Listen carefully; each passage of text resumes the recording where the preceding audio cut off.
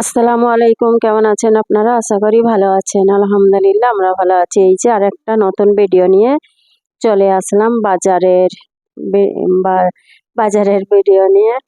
বাজার করে নিয়ে এসছে মানে সবজি নিয়ে এসছে, শাক নিয়ে এসছে, মানে এটা কি কি শাক বলে, মুলি শাক, ছোট ছোট কচি কচি শাক। আর এটা হলো পুঁই শাকও কচি কচি। আমাকে পুঁই শাক দিয়ে ডাল দিয়ে খেতে ভালো লাগে, সবাইকেই ভালো লাগে পুঁই শাক দিয়ে ডাল দিয়ে। আর এটা কুঁদরি নিয়ে এসছে, আর বটবটি। আর সবজি তো একই সবজি, বাজারে এই যখনই বলবো সবজি নিয়ে আসো, নতুন সবজি নিয়ে আসো, এই একই সবজি একই সবজি। পুঁই শাক দিয়ে ডাল দিয়ে রান্না করবো। পুঁই শাকটাকে আগে বেছে নেব, বেছে ধুয়ে তারপরে বাকিগুলোকে করব। ওই আগে ডাল ফাল ধুয়ে পুঁই শাকটাকে বেছে ধুয়ে বসিয়ে দেবো। দেওয়ার পরে তারপরে আমি মূলা শাকটাকে বাছবো আরামসে বসে বসে। ওই শাকটাকে কেটে নিচ্ছি। আমাকে সবজি নিয়ে এলে ওই যে ধুয়ে ধায়ে রেখে গুটে শুকে পানি পানি ঝরিয়ে শুকে, এগুলো বহুত মেহনত লাগে, মানে বোর লাগে করতে। ফিরবি করতে তো হবেই, সাফ সুতরা না করলে তো আর যেমন নিয়ে আসবে তেমন তো আর ভরা যাবে না। সবজি আমাকে দেখতে ভালো লাগে, বাজারে যে নিতে ভালো লাগে। ঘরে এসে এবারে যে ধোবো তখনই ওইখানটায় কাজটা বেড়ে যায়। তাও করতে হবে, না ধুয়ে আমি ফ্রিজে ঢোকাই না, সব ধুয়ে ধায়ে, কিন্তু মেহনত অনেকই পড়ে। সব সবজি বাছো, ধো, পরিষ্কার করে ওইগুলোকে একটা একটা সব আলাগ আলাগ করতে হবে। যা যা সবজি একসাথে আমি রাখি না, এক একটা সবজি এক একটা পলি ব্যাগে রেখে দিই। পানিটা ঝরে গেলে শুকিয়ে ধুয়ে যে রেখে দিয়েছি ওইখানে। পুঁই শাকটা এখন ধুইনি। পুঁই শাকটাকে তো ধুয়ে বেছে ধুয়ে পানিতে ভিজাতে হবে, অনেক বালি বেরোয় শাক থেকে। আর এই ক্ষেতের পুঁই শাক হলে আবার বেশি বালি থাকে।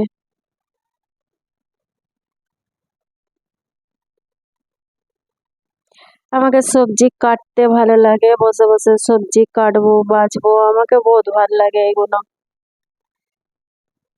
আগে আমাকে মাছ কাটতে ভালো লাগতো, এখন মাছকে আমাকে ভীষণ ভয় লাগে। যে কোনো মাছ আমাকে হাতে ধরতেই ভয় লাগে। আমি আগে আমাদের যখন পুকুরের মাছ ফাছ ধরতো, আমাকে ভালো লাগতো মাছগুলোকে নিয়ে সবাইকে, ওই যেমন যার ভাগ আছে বকরা করতে, ধুতে, আমাকে বহুত ভালো লাগতো। তবে এখন আমি অনেক রকমের মাছ দেখেছি বলে আমাকে মাছকে দেখে এখন ভয় লাগে।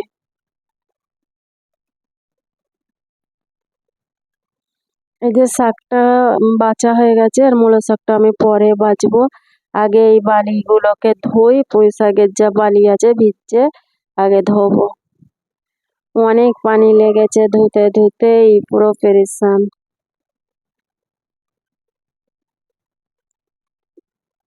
4-5 বার খালি শাকগুলোকে ধুইছি।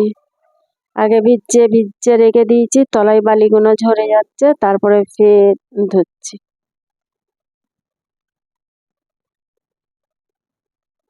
কিন্তু পুঁই শাক খেলে অম্বল হয়, সেই পুঁই শাক খেয়ে আমাকে ভালো লাগে না যেন। এবারে পুঁই শাকটাতে ডাল দিয়ে রান্না করে খেয়ে যেন শরীর খারাপ হয়ে গেছিল বলে যা শাক ছিল ডাল রাঁধা সব ফেলে দিয়েছি। আমি খাবো নি আর কাউকে খেতেও দেবো নি।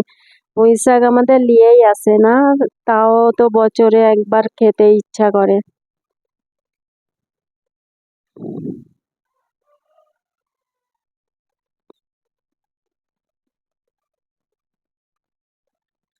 আর লঙ্কাটাকে আগে ওই যে ডাঁটিগুলোকে ছেড়িয়ে ধুয়ে রেখে দিয়েছি, ওইটা এখন পানি ঝরাতে হবে, শুকোতে হবে, তারপরে ওকে টিস্যু পেপার ডাব্বায় বিছিয়ে রেখে দেবো। এই যে ডালটাকে আগে আমি ধুয়ে মশলা ফসলা দিয়ে রেখে দিয়েছিলাম, তারপর আমি শাক বাছতে গেছি, তো ওতে দিয়ে দিয়েছি, কুকারে দিয়েছি, 1-2 সিটি লাগালে হয়ে যাবে। আমার 3টে কুকার ছিল, আর আমি একটা কুকারলেই আমি সব করতুম, দরকার পড়লে ওই কুকারটাকেই মেজে মেজে করি। তা আমি বলি আমার যখন এত কুকার, আমি একটা কুকারেই কেন আমি সরি, সব কুকার রেখে দিয়ে একটাকে করব, ফের সেইটা রেডি হয়ে গেলে ধোবো, তারপরে ফের তাতে চাপাবো। তা আমি বলি আমার আরও কুকার আছে, তাহলে বার করি। ফের এই কুকারটাকে বার করে ফের এইটাতে করি। আমি এই দুটো কুকার থাকবো, রান্নার কড়াই থাকলে একটাতে করলে একটা নোংরা হলে আর একটা করা যাবে না, তো ফের ওকে দাও, তারপরে ওকে রান্না করো। আর এই যে মাছ নিয়ে এসছে একজন, ছিপে মাছ ধরেছে বড় নদীতে। আমাদের ঘরের পিছনে যে বড় একটা নদী আছে, ওই নদীতে পোলেতে বসে না কোথা বসে যায় ধরে, পোলের নিচেই বসে একজন ধরে, মাছ ধরতে যায়। ও সোনারি, ওর মাছের নেশা, তো ধরতে গেছে। আর আমার ধারে ফোন করেছে আমার হাজবেন্ডকে যে মাছ নেবে, বড় একটা মাছ পেয়েছে 5 কিলো ওজনের। তো 5 কিলো ওজনের মাছটা আমরা অত বড় মাছ কি করি, আমরা তো 3টে মানুষ, অত বড় মাছ নিইনি। আর তারপরে ফের ফোন করেছে, তার 1-2 ঘন্টা পরে ফের একটা ধরেছে, বলে 3 কিলো ওজনের মাছ আছে, এটা নেবে বলতে। ফের আমার হাজবেন্ড গেল, যে নিয়ে এলো 3 কিলো ওজনের মাছ। এটা মৃগেল কি রুই জানি না, আমি অত মাছের মুখ দেখে আমি চিনি না। তবে আমি এই মাছই ছাড়া আর অন্য মাছ খাই না, মৃগেল রুই পোনা এইটাই খাই, আর কোনো মাছ খাই না একই। তারপরে এই মাছগুলোকে নিয়ে পুরো বাজারে যে কেটে নিয়ে এসছে, কেন আমি ঘরে কাটতে পারবো না, ফের ঝামেলা হবে আর আমাকে ভয় লাগে। সেই জন্য বাজারে যে মাছটাকে কেটে নিয়ে এসছে, পিস পিস করে নিয়ে এসছে। আবার জি কেটে দিয়েছে, সিপের পয়সা নিয়েছে, নিয়ে তারপরে কেটে দিয়েছে। এমনি তো আর কেউ কেটে দেবে না, এমনি কেউ কারোর কাজ তো করেই দেয় না, তাহলে তো হয়ে যেত। যাই হোক, মাছটা অনেক বড় বড়ই পেটি করেছে। এই পেটিগুলো আমার বাবুই খায়, ও কাঁটা হলে খায় না বলে ও এইগুলোই খায়। ওর জন্য আমাদের মাছের পেটি বার করতেই হবে, কেন ও এমনি মাছ খেতে পারে না কাঁটা বলে।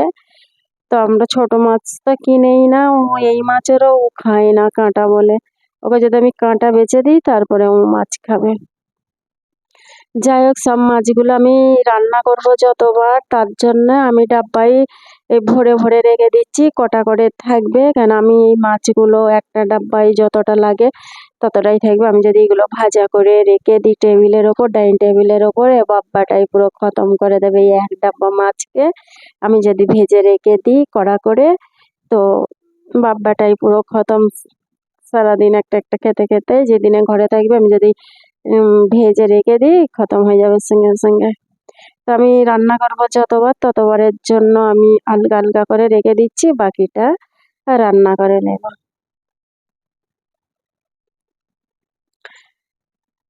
মাছটা ঝিঙে করা যাবে, বারবিকিউ করা যাবে। যাই হোক, আমি একটা অনলাইন থেকে একটা এক্সারসাইজ অর্ডার করেছি। আমি জানি না, ওইটা আমার হাজব্যান্ড জানে না কি অর্ডার করেছে। কোরিয়ারে এসে ও গেটে ছিল, সঙ্গে সঙ্গে এসে গেছে। তখনও কোরিয়ারটা দিচ্ছে, এসে গেছে। তার ঘরে এসে দেইরেই আছে, বলছে কি এর ভেতরে আছে আমি দেখবো, তুমি কি অর্ডার করেছে এত বড় বাক্সতে, আমি দেখো দেইরে দেইরে। তারপরে উনি দেখছে। যাক, ভিডিও লাস্ট পর্যায়ে চলে এসেছি, ভিডিও দেখতে থাকেন। ভুলটেটি হয়ে থাকলে খবর দৃষ্টিতে দেখবেন। এই যে ঘরে বসে এক্সারসাইজ করার অনেকই ভালো জিনিস, এইটা অনেক সুন্দর। এইটাই পা দিয়ে ঘুরতে হবে আর এইটাই পা দিয়ে টানতে হবে। ভালোই দেখেই নিয়েছি, সুন্দর আছে। এই যে খুব সুন্দর, ঘরে বসে এক্সারসাইজ করা যাবে সকাল সন্ধ্যে।